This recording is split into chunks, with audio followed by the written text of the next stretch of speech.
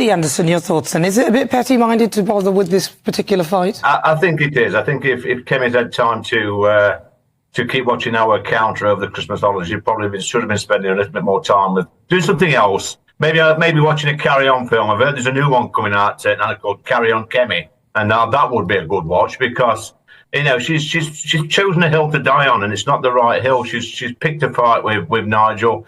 I mean, this is a result of a gentle tease with the graphics being shown onto CCHQ. She's come out swinging.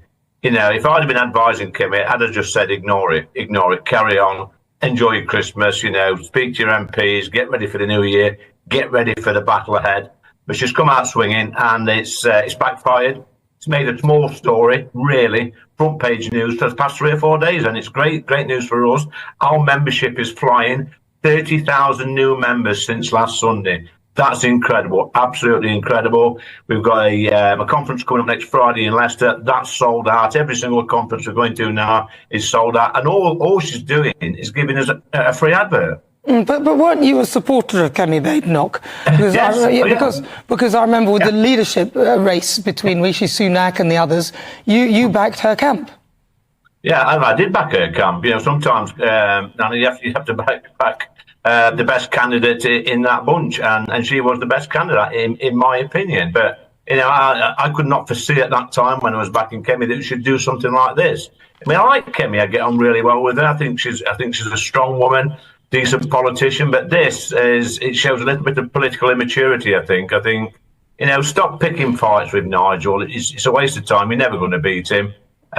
He's been at it, the thick end of 3 decades doing this sort of stuff. He has these sort of politicians for breakfast. He really does. Go and pick on Labour. Go and pick on their policies. Leave us alone. We're doing all right. Thank you very much. Hey everyone, it seems that times are really bleak for the Conservative Party when their leader, Kemi Badenoch, or Bad at Politics Knock, is being ridiculed by the likes of Lee Anderson on GB News, no less, a platform that's practically Reform UK's home turf. The latest spat between Badenoch and Nigel Farage over Reform UK's membership has backfired spectacularly, with Farage's party reportedly gaining even more members as a result. So what exactly is Badenoch trying to achieve here? By accusing Farage of cooking the books over his membership tracker, it seems she picked a fight she wasn't equipped to win. Without clear evidence to back her claims, she handed Farage the perfect opportunity to play victim and rally his supporters. And unsurprisingly, he's taken full advantage. Now she's facing calls to apologise, which only deepens the humiliation for a leader already struggling to assert herself. Even Lee Anderson, who is no stranger to inflammatory rhetoric himself, advised Badenoch to simply drop this and move on. His blunt assessment that this was a hill she didn't need to die on might actually be sound evidence for once. By keeping this fight alive, she's not only amplifying Farage's platform, but also highlighting her own party's weakness. If anything, this debacle has given Reform UK free advertising and a momentum boost. But the larger issue for Badenoch and the Conservatives isn't just this ill-advised spat, it's their inability to present a compelling narrative or vision for the future.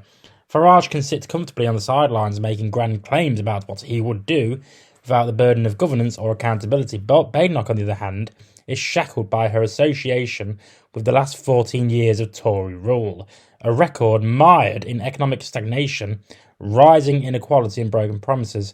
Farage thrives on populist rhetoric, and his appeal lies in his ability to offer simple solutions to complex problems. But Badenoch can't just counter his noise with more noise. She needs a strategy, whether that's ignoring him entirely or challenging him in a forum where his sound bites just don't hold up. Ultimately, this fiasco underscores the Conservative Party's broader problem.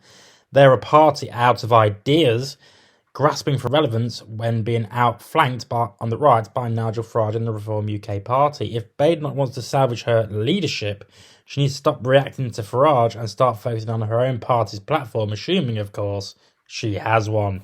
But let me know what you think in the comments. I've been Jake from Just Jake, and as always, subscribe to the channel.